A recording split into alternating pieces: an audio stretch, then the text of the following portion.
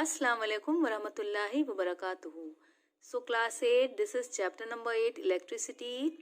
Now let's see what are conductors and insulators. So a substance that allows electric charge to flow through it is called a conductor of electricity. So conductors are those substances which allow the electric charge to flow through them. Like all metals are conductors, iron, copper and silver are the examples, and the best conductor of electricity is silver. So conductors have a large number of free electrons available in them, and due to this they conduct electricity. So we can see that conductors have free electrons because only free electrons can flow. Even the earth and the human body are good conductors of electricity. Now what are insulators or bad conductors of electricity? A substance that does not allow electric charge to flow through it is called an insulator or bad conductor of electricity. And all non-metals except graphite, they are bad conductors of electricity. Sulfur, rubber, wood, oxygen and hydrogen are insulators. So insulators have either very less or no free electrons in them, so they do not allow electricity to pass through them. So now we have come to know that conductors have free electrons, so they allow electricity to pass through them, and insulators do not have free electrons or they have very less free electrons, so they do not allow electricity to pass through them. Now the methods of charging a conductor. An uncharged conductor can be charged by two methods. First is by conduction, second is by induction. Now what is conduction? Charging by conduction, the process of charging an object by keeping it in touch with a charged object is called charging by conduction. So in charging by conduction, the object is kept in touch with a charged object. So when an object which is uncharged is touched with a positively or negatively charged object, it gains the same charge as possessed by the charged object. So in the process of charging by conduction, the uncharged object is touched with the charged object and then it acquires the same charge which is possessed by the charged object. And in this process, when a negatively charged object is placed in contact with uncharged object which is neutral, the electrons from the negatively charged object, they flow to the uncharged object because the negatively charged object has excess of electrons. The uncharged object now gains electrons and now it has excess of electrons, so it becomes negatively charged, whereas the charged object is now less negative due to the loss of electrons. And on the other hand, when a positively charged object is placed in contact with an uncharged object, then what happens? The electrons from the uncharged object, they flow towards the charged object. Now the uncharged object has less number of electrons, so it becomes positively charged. Now the charged object has less positive charge as it has gained electrons.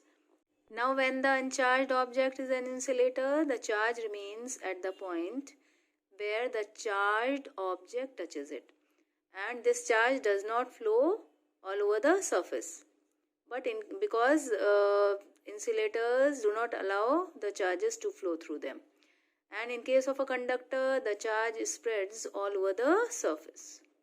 Now next is charging by induction. In this process, the object to be charged is kept near a charged object without touching it.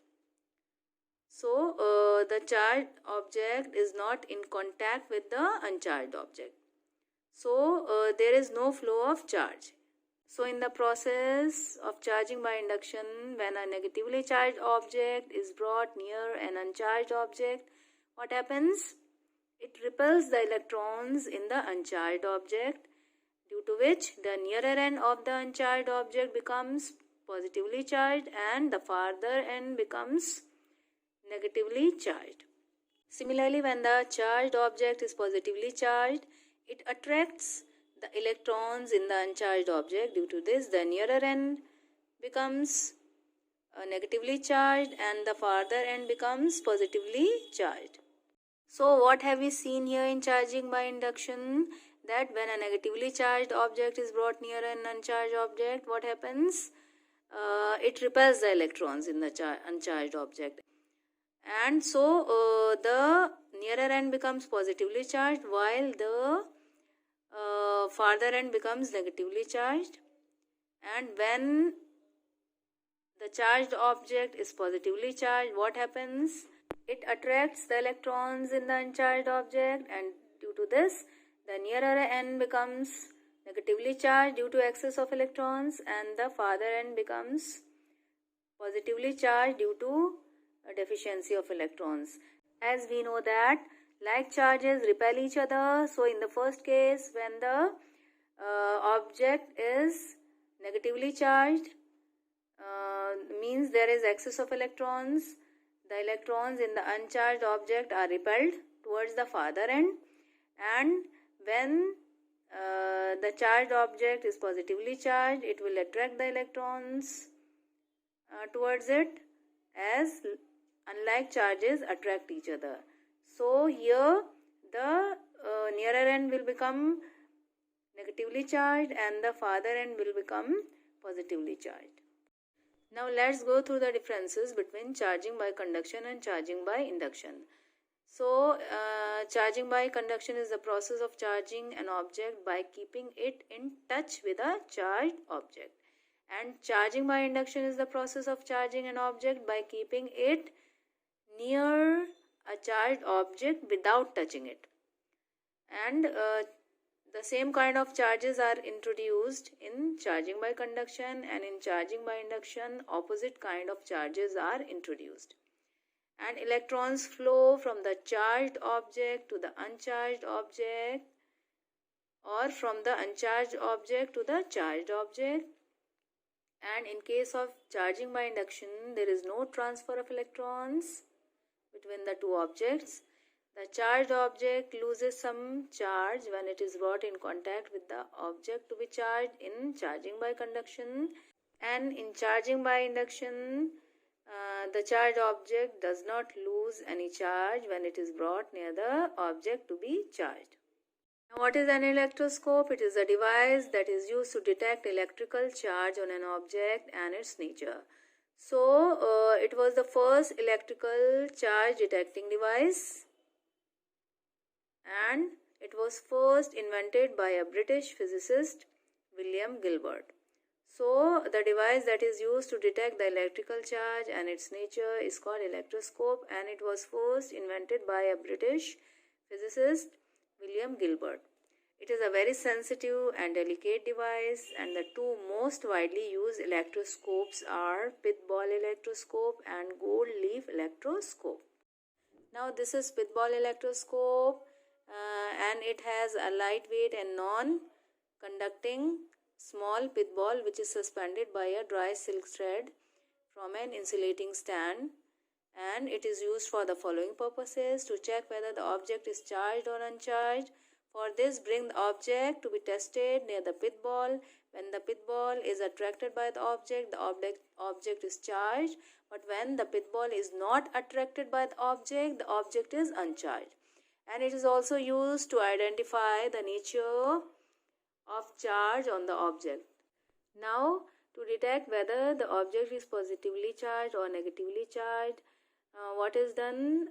The pith ball is charged positively by conduction. Then the charged object is brought near the pith ball. When the ball moves away from the object, it means the object is positively charged, as like charges repel each other.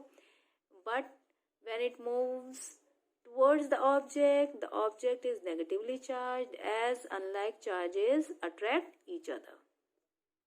Now this is gold leaf electroscope. It has a brass rod which is fitted with two gold foils at its one end, and a metal disc which is a brass disc at the other end, and this rod passes through the insulating rubber plug that is fixed at the mouth of the glass jar. Now it protects the gold leaves from outside air current. This insulating rubber plug protects the gold leaves from outside air current. These gold leaves are very sensitive and they are very delicate, and they can even detect a very small charge. And the lower part of the jar is surrounded by metal foils which improve the action of the leaves.